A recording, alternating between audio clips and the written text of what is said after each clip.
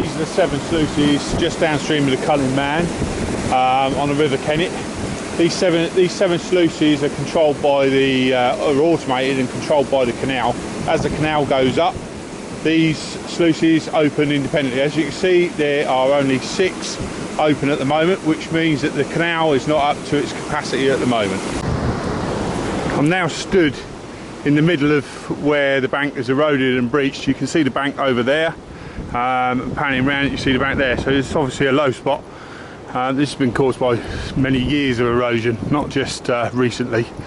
As you can see, there was literally tens of thousands of gallons of water spilling over from the Kennet into the lake that you can see just over there, which we call Pit 2.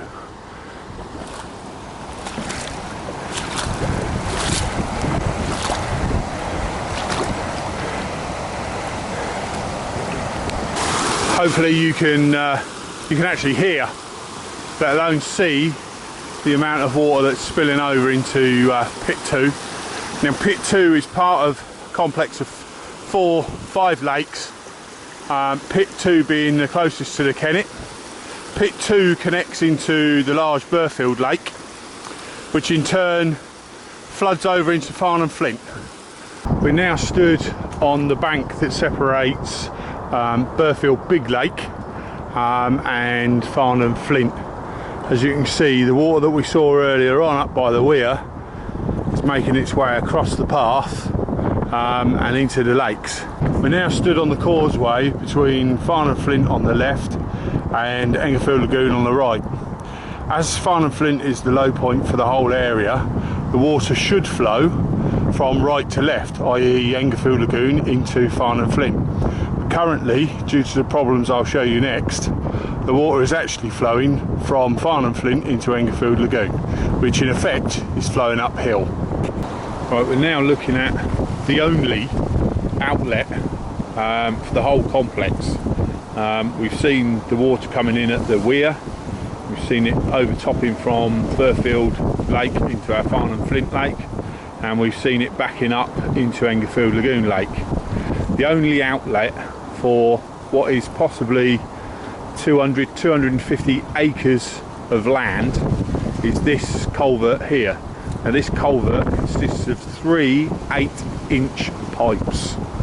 It was only ever designed 60 years ago to take the groundwater that these lakes are filled by. It wasn't intended to take the amount of water that's currently coming in from the river.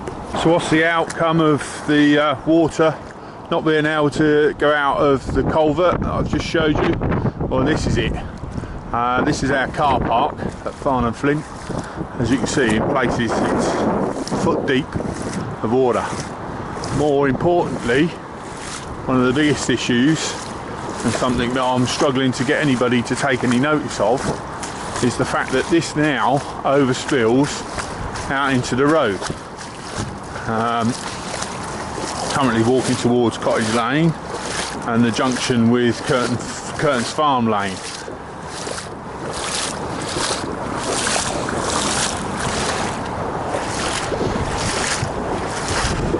And this road now has been closed for about 2 weeks now. The water did drain down, but has now come up again, obviously because the rivers have come up. More importantly, the 2 cottages up there both flooded out. It's the second time in 2 years. Something really needs to be done about this. Someone needs to take some notice. Stood on Cottage Lane, looking back down the road at the water that's flowing out of Farnham Flint into Cottage Lane. And we're at the 4x4 site, the entrance to the 4x4 site. Now West Berks seem to have a bee in their bonnet about this driveway causing an obstruction to the flow of the water. And that's apparently what's causing it all to back up. We strongly disagree with that. As you can see, the slope, the drive slopes from left to right, so you'll have, obviously it's lower to the right hand side than it is the left, so there's a bit of an optical illusion showing that the water levels are out of kilter. Whilst I would agree that it is holding back a certain amount of water, it's holding back inch and a half at most. Well, if you take an inch and a half off of that down there, it's going to make absolutely no difference whatsoever. As far as I'm concerned, the problem lies with the water coming in from the Kennet, as if you stop that water from coming in from the Kennet, we wouldn't be having this problem down here.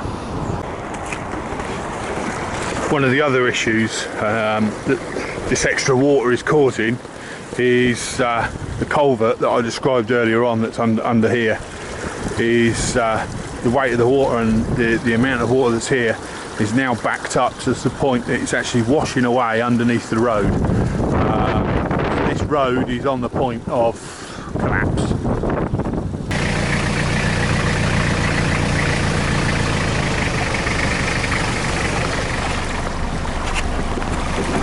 All this flooding could be avoided if someone would actually do something about the collapsed bank and eroded bank at the top end of these fisheries.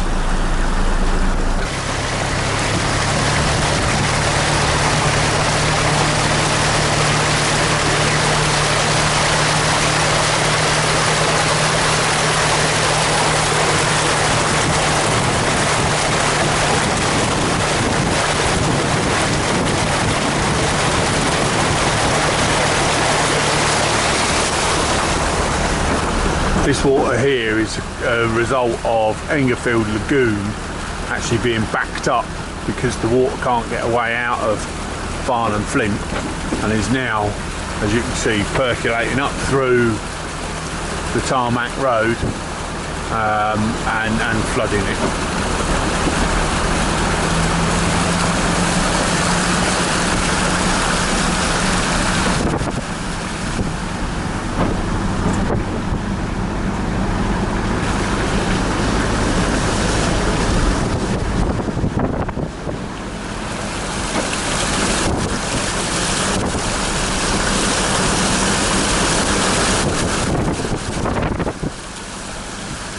With the weather forecast being what it is for the rest of the week, we've got heavy rain today, we've got heavy rain on Friday, we've got heavy rain on Sunday. I can't see this ending too soon.